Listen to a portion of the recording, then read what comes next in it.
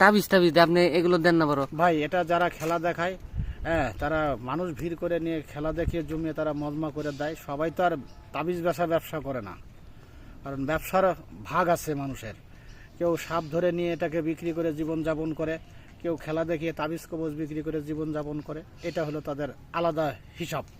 কিন্তু আপনার হচ্ছে মানে তাবিজ বেছেন না না, আপনি ভাই। শুধু সাপ ধরেন। আমি শুধু দুই একটা সাপটা পাইলে ধরি, নাম্বার দেই, আর কিছু সাধারণ কবিরাজি করি। সাধারণ কবিরাজ হ্যাঁ। মানে কিরকম একটু? মানে কবিরাজি কি, মানুষের অনেক ধরনের সমস্যা থাকে, মনে করেন শরীরে বীজ ব্যথা থাকে, সমস্যা থাকে, যৌন শক্তির দুর্বলতা থাকে, গাছগাছান্তর দ্বারায় এগুলা করে দেয়। বাপদাদারা করছে, কিছু শিক্ষা পাইছি। অনেকের হয়তো দেখা যায় বাড়িতে ঝড়ঝামেলা, বিপদ আপদ, সাপ পোকায় ক্ষতি হয়, তখন আমাদের কাছে গেলে আমরা হয়তো একটা জিনিস করে দিলে, গাছগাছান্ত দিলে বাড়িতে সাপ পোকা ঢোকে না, বাড়ি বন্ধ করে দেয়। মানুষের রোগ বেমার থাকলে আমাদের সাথে দেখা করলে, মোবাইলে যোগাযোগ করলে তাদের গাছের দ্বারা। আচ্ছা, আপনার ফোন নাম্বারটা বলে দেন। ফোন নাম্বারটা বলে দেবো? হ্যাঁ বলেন।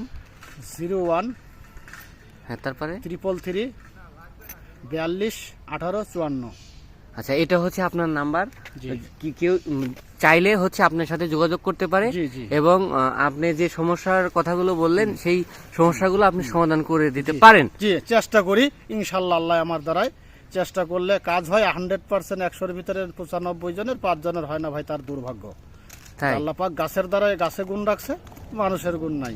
মানুষ হলো ফলস, মিথ্যা, কিন্তু গাছের গুণ আছে। গাছের গুণ আছে ভাই। আচ্ছা, যাই হোক, ভাই আপনার নামটা জানো কি? আমার বলেন? নাম মোহাম্মদ মানিক। আচ্ছা মানিক ভাই, আপনার কথাগুলো শুনে খুবই ভালো লাগলো, এবং আপনি আজকে হচ্ছে একটা সাপ ধরছিলেন, তাই তো? হ্যাঁ ভাই, একটা ধরছিলাম, তাও আল্লাহ পাক রিজিকে দিছিল, তাই ভাই পাইছি। তাই না? ভাগ্যের উপরে সবকিছু নির্ভর করে ভাই। ভাগ্যের উপরে। আচ্ছা, এরকম সম্মুখীন হয়েছেন কিনা যে সাপ ধরতে গিয়ে যে মানে আপনার সাপের ছোবল টোবল খাওয়া বা এই যে এই ভাই, ধরনের যে কথা? এই যে হাতে স্পট আছে, সাপে কামড়াইছে, দাগ আছে। এই যে দেখেন, এটা টান দিয়ে ফেলে দিছিল। আচ্ছা, এটা আল্লাহ পাক গাছের দ্বারাই বাঁচাইছে।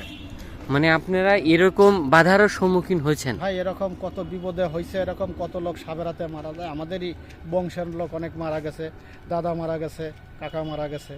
এরকম আমাদের ব্যক্তিগত পার্সোনাল রক্তের ঘনিষ্ঠ লোক যারা এইসব নিয়ে চলা করে, তারাও সাপের হাতে মারা যায়। হয়তো হ্যাঁ। সময় মতন ট্রিটমেন্ট না পেলে, গাছগাছান তো এখন তো ভ্যাকসিনের যুগ, হুম। এখন আর গাছ সময়ে খোঁজার প্রয়োজন নাই, সরাসরি মেডিকেলে গেলেই ভ্যাকসিন দিলেই বেঁচে যায়।